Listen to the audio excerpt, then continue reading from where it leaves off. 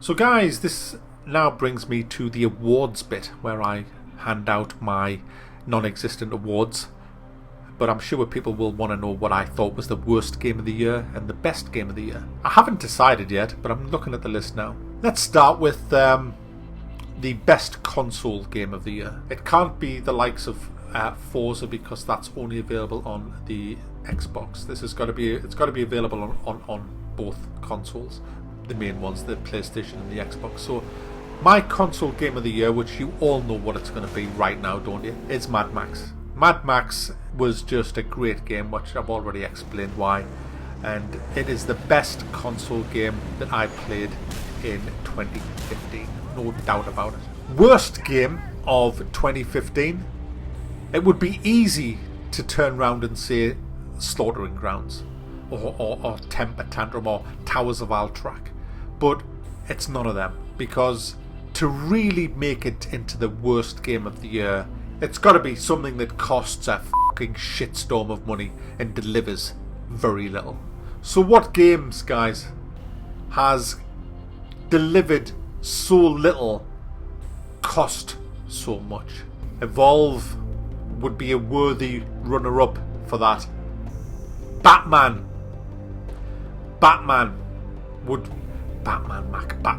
fucking hell. Batman could be Batman. I was gonna, do you know what? I was gonna say Star Wars Battlefront, guys, because it cost so much and delivered so little.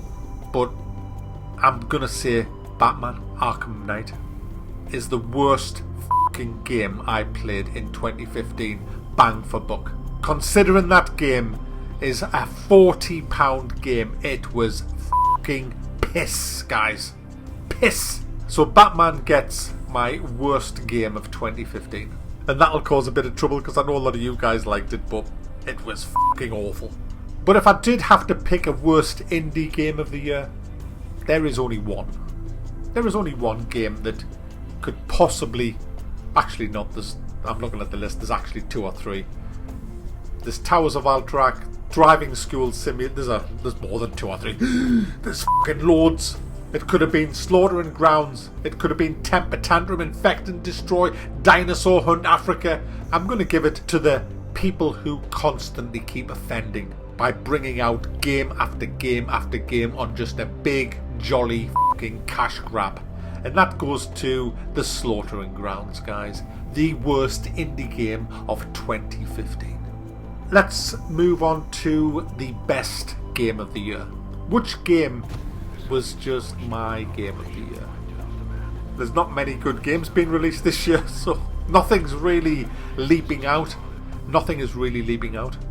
I'm looking at that list and I'm just sitting here shaking my head. What do I play in my spare time? What game has captivated me? Nothing has really grabbed me and said, look at me, I am just incredible. Nothing has done that. There's three games, guys, that they're not brilliant, they have their flaws, but they've kind of got me.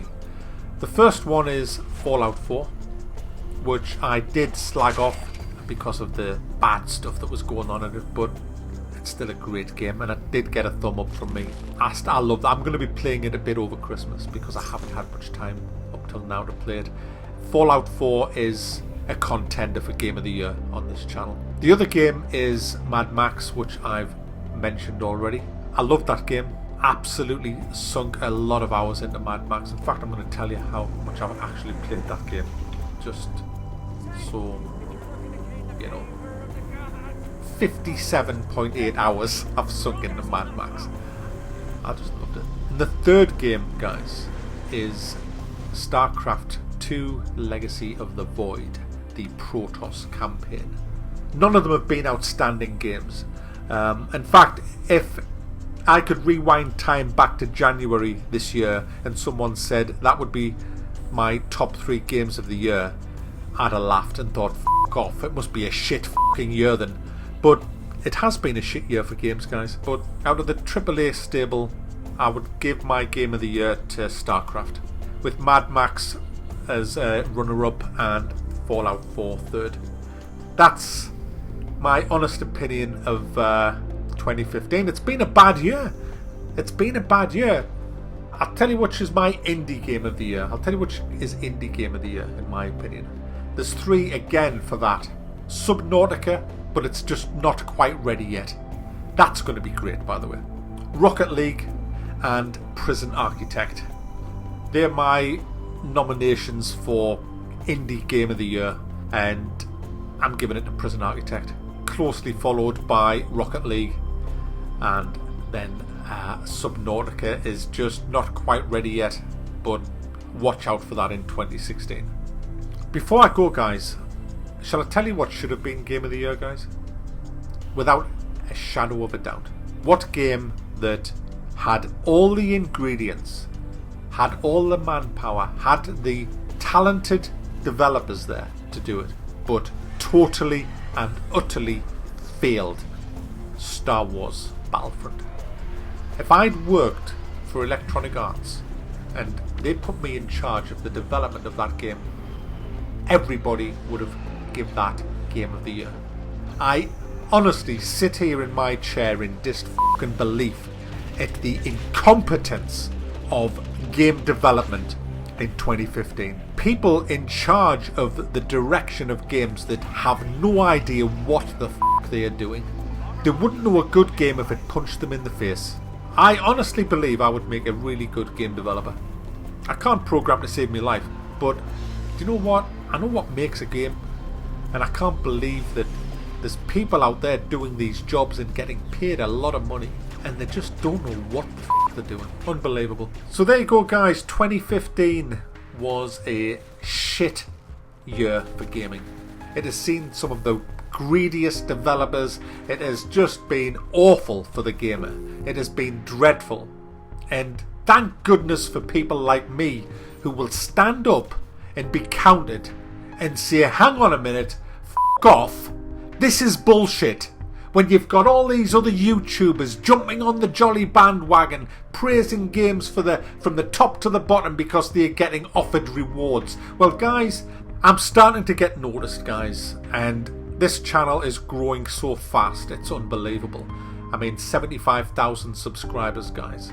Amazing. I'm getting, some of my videos have over 100,000 views. They are really doing well. People are listening to what I've got to say. Not everybody agrees with us, but people know one thing about my channel, and this is what my channel is developing into now. What people are getting from my channel is that they know that if there's any kind of flaw in a game, I'll mention it.